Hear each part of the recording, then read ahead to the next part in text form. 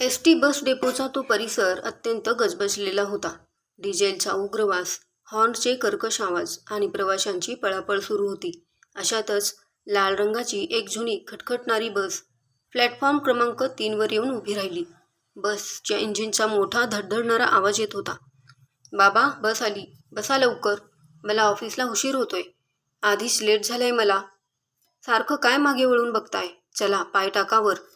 32 वर्षाचा निखिल आपल्या 72 वर्षाच्या वृद्ध वडिलांना वामनरावांना हाताला धरून बसच्या पायरीकडे ढकलत होता. वामनरावांची दृष्टी वयामुळे आणि एका चुकीच्या शस्त्रक्रियेमुळे पूर्णपणे निकामी झाली होती. त्यांना अंधुक प्रकाशाशिवाय काहीच दिसत नव्हते. त्यांचे पाय थरथरत होते, अंगात ताकद नव्हती. त्यांनी चाचपडत एका हाताने बसचा लोखंडी आणि गंजलेला दांडा पकडला. त्यांचा दुसरा हात निखिलचा हात शोधत होता. तो घट्ट पकडू पाहत होता. त्यांच्या मनात एक अनामिक भीती दाटून आली होती. "अरे निखिल, बाळा, कुठे नेतोयस रे मला या गर्दीत? हे नातेवाईक कोण आहेत? आपण गावाला तर जात नाही ना? मला आधी का नाही सांगितलंस? मला भीती वाटते रे बाबा." वामनरावांचा कातरलेला रडवेला आवाज त्या बसच्या इंजिनच्या अक्राळ विक्राळ आवाजात पूर्णपणे दाबला गेला. निखिलने वडिलांच्या प्रश्नाचे उत्तर देणे टाळले. त्याच्या चेहऱ्यावर कसलेही भाव नव्हते. उलट एक अनाकलनीय घाई होती. त्याने अत्यंत निर्घृणपणे आणि घाईघाईत खिशातील 100 रुपयांची कडक नोट काढली आणि ती बस कंडक्टरच्या हातावर टेकवली. कंडक्टरला जवळ ओढत तो दबलेल्या पण स्पष्ट आवाजात म्हणाला, "कंडक्टर साहेब, हे माझे वडील आहेत. ह्यांना डोळ्यांनी नीट दिसत नाही. यांना या बसच्या शेवटच्या स्टॉपवर, म्हणजे त्या शेवटच्या गावी उतरवून द्या. तिथे आमचे नातेवाईक त्यांना घ्यायला येणार आहेत. ही नोट तुमच्या चहापाण्यासाठी ठेवा.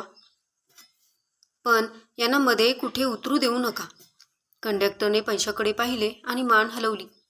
निखिलने वामनरावांचा हात झटकला आणि त्यांना बसच्या आत ढकलून दिले. वामनराव कसेबसे एका रिकाम्या सीटवर जाऊन पडले. त्यांनी पुन्हा खिडकीबाहेर हात काढत आपल्या मुलाला आवाज देण्याचा प्रयत्न केला. "निखिल, अरे निखिल." पण बस सुरू झाली होती. बस काळा धूर सोडत डेपोबाहेर पडली. निखिल प्लॅटफॉर्मवर उभा राहून त्या जाणाऱ्या बसकडे पाहत होता. त्याच्या चेहऱ्यावर बापाला सोडण्याचे दुःख नव्हते, तर एक क्रूर समाधान होते. त्याला ऑफिसला अजिबात उशीर होत नव्हता. तो शांतपणे आपल्या बाईकवर बसला, किक मारली आणि वेगाने निघून गेला. मागे वळून पाहण्याची साधी तसदीही त्याने घेतली नाही. त्याला माहीत होतं, शेवटच्या धाब्यावर वामनरावांना घ्यायला जगातील कोणतीही व्यक्ती येणार नव्हती. निखिलने आपल्या पोटच्या बापाला कायमचे वाऱ्यावर सोडून दिले होते. वामनरावांनी आयुष्यभर एका खाजगी कंपनीत साधे क्लार्क म्हणून काम केले होते. पगाराचा एक एक रुपया वाचवून स्वतः फाटके कपडे घालून त्यांनी निखिलला शहरातल्या मोठ्या कॉलेजमध्ये शिकवले. त्याचे एका श्रीमंत घरच्या मुलीशी लग्न करून दिले. पण वय वाढल्यावर वामनरावांचे डोळे निकामी झाले तशी निखिलची नियत बदलली. निखिल कर्जबाजारी झाला होता. त्याने हुशारी करून वडिलांच्या नावे असलेली बँकेतील पेन्शन स्वतःच्या खात्यात ट्रान्स्फर करून घेण्यासाठी आंधळ्या बापाचे अंगठे आणि सह्या आधीच उठवून घेतल्या होत्या. जसे पेन्शनचे सगळे पैसे पूर्णपणे निखिलच्या खिशात येणे सुरू झाले, तशी वामनरावांची किंमत त्या घरात शून्यापेक्षाही कमी झाली. सून त्यांना शिळे अन्न द्यायची, तर निखिल त्यांना एका अंधाऱ्या कोपऱ्यात पडून राहण्यास भाग पाडायचा.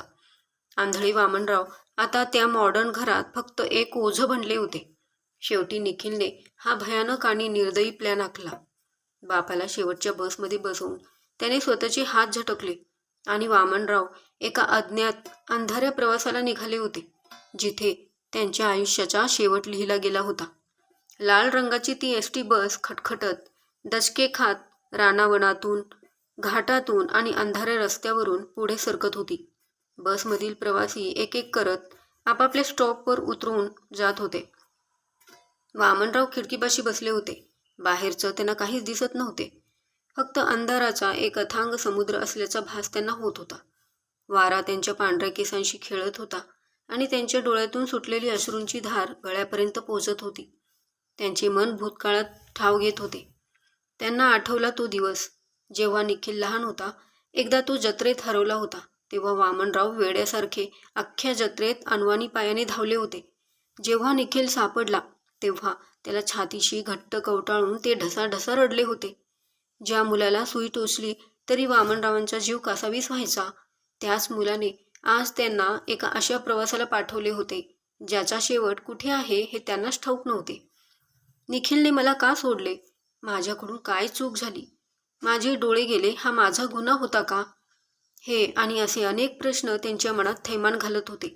संथ चालणाऱ्या बसच्या इंजिनच्या आवाजासोबत त्यांच्या हृदयाची धडधड वाढत होती. रात्रीचे 9 वाजून गेले होते. बसचा वेग मंदावला आणि एका मोठ्या आवाजासह ब्रेक लागला. चला बाबा, शेवटचा स्टॉप आलाय. गाडी डेपोमध्ये जाणार आता. उतरा खाली. कंडक्टरने वामनरावांच्या खांद्याला धरून हलवले. वामनराव दचकून जागे झाले. त्यांनी आपल्या लाकडी काठी हाताने चाचपडली. ती घट्ट पकडली आणि अत्यंत भीतीने थरथरत्या पावलांनी बसच्या पायऱ्या उतरू लागले. कंडक्टरने त्यांना हात धरून खाली उतरवले आणि बस स्टँडच्या एका सिमेंटच्या बाकावर नेऊन बसवले. बाबा, तुमचे नातेवाईक येणार होते ना? बघा आलेत का कोणी? कंडक्टरने आजूबाजूला पाहत विचारले. वामनरावांनी अंधूक पाहत आशेने आजूबाजूला चेहरा फिरवला. निखिल, निखिल आहे का रे तिथे बाळा? त्यांनी आवाज दिला, पण तिथे फक्त शांतता होती. कंडक्टर समजून चुकला. शहरातून अशी अनेक म्हातारी माणसे दर महिन्याला या शेवटच्या थांब्यावर सोडून दिली जायची. त्याने एक सुस्कारा सोडला, आपली बॅग घेतली आणि म्हणाला, बाबा, इथं कोणीच नाहीये. रात्रीची वेळ आहे, काळजी घ्या. एवढं बोलून तोही निघून गेला. काही वेळातच बसचे दिवे विझले आणि संपूर्ण बस स्टँडवर एकाकी अंधार दाटून आला. दूरवर कुठेतरी कुत्र्याचे भुंकणे ऐकू येत होते. थंडगार हुडहुडी भरणारा वारा सुटला होता. वामनरावांच्या अंगावर फक्त एक जुना सुती शर्ट होता. थंडीमुळे त्यांचे शरीर थरथर कापत होते. भूक आणि तहान यामुळे त्यांचा जीव व्याकुळ झाला होता. पण त्याहूनही मोठे दुःख त्यांच्या मनाला डसत होते. पोटच्या मुलाने केलेला विश्वासघात. आता या अंधारात, या अनोळखी जागी आपण भुकेने आणि थंडीने मरणार या विचाराने त्यांच्या छातीत कळ आली. ते बाकावर एका बाजूला डोके टेकवून लहान मुलासारखे मुसमुसून रडू लागले. त्या काळ्याकुट्ट अंधारात आणि शांततेत अचानक पैंजणाचा एक मंद छमछम असा आवाज ऐकू येऊ लागला. एक वयस्कर महिलेची सावध पावले वामनरावांच्या दिशेने सरकत होती. तिच्या एका हातात चहाची किटली होती आणि दुसऱ्या हातात काचेचे काही ग्लास. तिची नजर बाकावर कुडकुडत रडणाऱ्या त्या वृद्धावर पडली. ती त्याच्या जवळ आली. तिने मायेने त्यांच्या खांद्यावर हात ठेवला.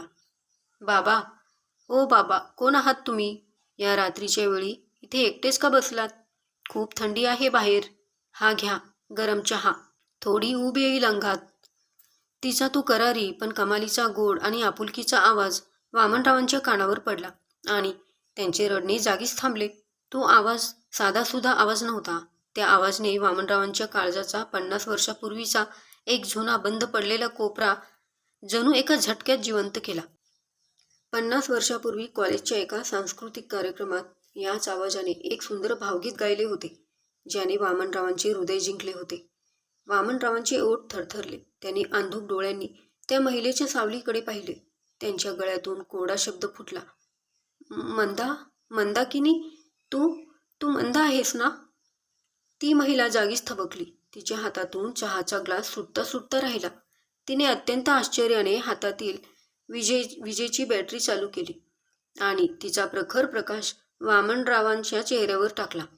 पांढरी शुभ्र झालेली दाढी, डोळ्यावर जाड काचेचा चष्मा, चेहऱ्यावर पडलेल्या कष्टाच्या सुरकुत्या आणि डोळ्यातील ते आंधळे असहाय्य अश्रू. मंदाकिनीने त्या चेहऱ्यातील 50 वर्षापूर्वीचा आपला वामन ओळखला. वामन, अरे देवा, तुम्ही इथे या अवस्थेत आणि तुमचे डोळे? मंदाकिनीचा आवाज आश्चर्याने आणि दुःखाने थरथरला. तिने हातातील किटली बाजूला ठेवली आणि ती वामनरावांच्या शेजारी बाकावर बसली. 50 वर्षापूर्वी वामन आणि मंदाकिनी दोघांनी एकत्र जगण्याची स्वप्ने पाहिली होती. पण मंदाकिनीचे वडील जुन्या विचारांचे होते. गावात एका श्रीमंत जमीनदाराचे स्थळ आले म्हणून त्यांनी मंदाकिनीचा कडक विरोध झुगारून तिचे लग्न लावून दिले होते. वामनरावांचे मन तुटले होते. त्यांनी नंतर घरच्यांच्या सांगण्यावरून लग्न केले. पण मंदाकिनीची आठवण मनातून कधीच पुसली नव्हती. पण नियतीचा खेळ बघा कसा असतो. मंदाकिनीचा तो श्रीमंत नवरा पुढे जाऊन दारू आणि जुगाराच्या हारी गेला. त्याने सगळी शेतीवाडी जमीन जुमला आणि हसते खेळते घर बर्बाद केले. काही वर्षानंतर तो एका आजाराने मरण पावला. मंदाकिनीला एक मुलगा होता. तिने अत्यंत हालअपेष्टा सोसून त्याला शहरात शिकवलं. तो मुलगा शहरात मोठा साहेब झाला. त्याने लग्न केले. पण लग्नानंतर त्याच्या बायकोला या खेडूत कष्टकरी सासूचा त्रास होऊ लागला. मुलानेही आईला सांभाळण्याऐवजी तिला गावातच एकटे सोडून दिले. पण मंदाकिनी स्वाभिमानी होती. तिने मुलाकडे भीक मागण्याऐवजी किंवा रडत बसण्याऐवजी याच बस स्टँडवर रात्रीच्या वेळी चालणाऱ्या प्रवाशांसाठी चहाचे छोटे दुकान सुरू केले होते. ती याच कमाईवर आपली उपजीविका करत होती. वामनरावांनी रडत रडत आपली सगळी व्यथा मंदाकिनीला सांगितली. मंदा, ज्या निखिलला मी माझ्या हाताने घास भरवला त्याने आज मला या बसमध्ये बसवले आणि तो सांगून गेला की कोणीतरी न्यायला येईल. पण इथे कोणीच नाही आहे मंदा. माझ्या पोटच्या गोळ्याने मला फसवलं बघ. वामनरावांचा बांध फुटला. मंदाकिनीच्या डोळ्यातूनही अश्रू आले. पण तिने स्वतःला सावरले. तिने वामनरावांचा थरथरता हात आपल्या हातात घेतला. तो स्पर्श वामनरावांना या जगातील सर्वात मोठा आधार देऊन गेला. वामन, रडू नका. खचून अजिबात जाऊ नका. ज्या मुलासाठी आपण आपले रक्ताचे पाणी करतो तीच मुलं शेवटी आपल्याला कचरा समजून रस्त्यावर फेकतात. हा आजच्या जगाचा क्रूर नियम आहे. पण जोपर्यंत मंदा जिवंत आहे तोपर्यंत तुम्हाला या बस स्टँडवर उपाशी आणि एकटे मरू देणार नाही. उठा, माझ्या घरी चला, मंदाकिनीने करारी आवाजात सांगितले. तिने वामनरावांना आधार दिला. एका हातात काठी आणि दुसऱ्या हातात मंदाकिनीचा विश्वासू हात घेऊन वामनराव त्या काळोखातून एका नव्या प्रकाशाच्या दिशेने मंदाकिनीच्या छोट्याशा झोपडीकडे चालू लागले. 50 वर्षापूर्वी सुटलेला तो प्रवास आज एका अत्यंत अनपेक्षित वळणावर पुन्हा सुरू झाला होता. मंदाकिनी वामनरावांना आपल्या छोट्याशा झोपडीत घेऊन आली. तिने त्यांना गरम जेवण दिले. 50 वर्षानंतर नियतीने त्यांना एकत्र आणले होते. पण वामनरावांचे आंधळेपण मंदाकिनीला सलत होते. तिने निश्चय केला, वामनरावांना या असहाय्य अवस्थेत जगू देणार नाही.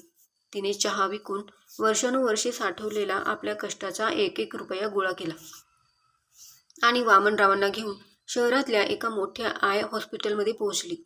डॉक्टरनी तपासणी करून सांगितले, एक छोटी शस्त्रक्रिया करावी लागेल. डोळ्यांची दृष्टी परत येऊ शकते. मंदाकिनीने एका क्षणाचाही विचार न करता पैशांची ती थैली डॉक्टरांच्या हातात ठेवली. ऑपरेशन यशस्वी झाले. डॉक्टरांनी जेव्हा वामनरावांच्या डोळ्यांची पांढरी पट्टी काढली तेव्हा 50 वर्षानंतर त्यांनी पुन्हा मंदाकिनीचा चेहरा पाहिला. तिच्या चेहऱ्यावर वयाचे आणि कष्टाचे चट्टे होते. पण डोळ्यात ती जुनी माया जिवंत होती. वामनरावांना जणू नवे आयुष्य मिळाले होते. पण हा आनंद फार काळ टिकला नाही. गावातल्या काही संकुचित मनाच्या लोकांनी मंदाकिनीच्या चहाच्या दुकानावर बहिष्काराची हत्यार उपसली. एका परक्या म्हाताऱ्याला घरात ठेवते, हिचा चहा आम्ही पिणार नाही, अशा वावड्या उठवल्या गेल्या. हाच सुगावा लागून मंदाकिनीचा शहरात राहणारा मुलगा आशिष गाडी घेऊन गावात आला. त्याला समजले होते की आईने पैसे साठवून या म्हाताऱ्यावर खर्च केले आहेत. तो झोपडीत येऊन ओरडला, आई, या म्हाताऱ्याला आत्ताच्या आत्ता घराबाहेर काढ. शहरात माझी मोठी इज्जत आहे. लोक मला नावे ठेवतील की तुझ्या आईचे या वयात काय चालले आहे. वामनराव अपराधी भावनेने पुढे आले. मंदा, माझ्यामुळे तुला त्रास होतोय, मी निघून जातो. पण मंदाकिनी खंबीरपणाने उभी राहिली. तिने मुलाच्या डोळ्यात डोळे घालून कडक आवाजात सांगितले, वामन, 50 वर्षापूर्वी मी घरच्यांच्या दबावामुळे आणि समाजाच्या भीतीने तुला सोडले होते. आज ती चूक मी पुन्हा करणार नाही. आशिष, तुला माझ्या अस्तित्वाची आणि कष्टाची लाज वाटत असेल तर माझ्या दारात पुन्हा पाऊल ठेवायचं नाही. निघून जा इथून. मुलाला मान खाली घालून निघून जावे लागले. आता वामनरावांना सर्व काही स्पष्ट दिसत होते. त्यांना आठवले की त्यांच्या अंधत्वाचा फायदा घेऊन निखिलने काही कोऱ्या कागदांवर आणि चेकबुकवर त्यांचे अंगठे उठवून घेतले होते, ज्याच्या जोरावर तो त्यांची पेन्शन लाटत होता. वामनरावांनी मंदाकिनीचा हात पकडला आणि म्हणाले, मंदा, आता आपण शहरात जाऊ. लढाई अजून संपलेली नाही. माझ्या स्वाभिमानासाठी मला लढावेच लागेल. दोघेही शहरात आले आणि त्यांनी एका वकिलांमार्फत निखिल विरुद्ध ज्येष्ठ नागरिक छळ प्रतिबंधक कायद्याअंतर्गत आणि आर्थिक फसवणुकीची केस दाखल केली. कोर्टाची नोटीस जाताच निखिलची पाचावर धारण बसली.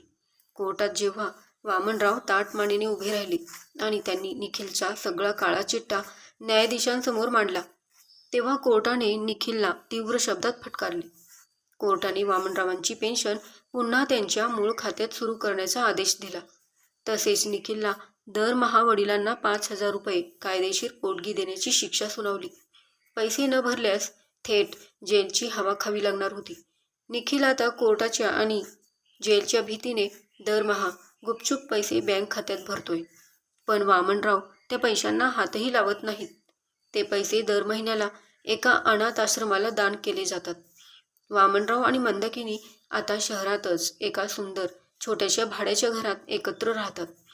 त्यांची मुलं पैशाच्या मागे लागून आपापसात भांडून कोर्ट कचेऱ्यांच्या फेऱ्यात अडकली आहेत.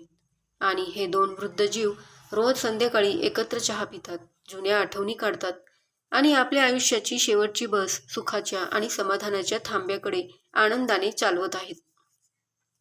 जर वामनराव आणि मंदाकिनीबाईंची ही स्वाभिमानी कहाणी तुमच्या काळजाला भिडली असेल तर व्हिडिओला एक लाईक नक्की करा. तुमच्या मते म्हातारपणाचा खरा सोबती कोण? पोटची मुलं की स्वतःचा स्वाभिमान? कमेंट करून आम्हाला नक्की कळवा. आणि अशाच नवनवीन हृदयस्पर्शी कथांसाठी चॅनेलला नक्की सबस्क्राईब करा. तर भेटूया पुन्हा एका नवीन कथेसोबत. धन्यवाद.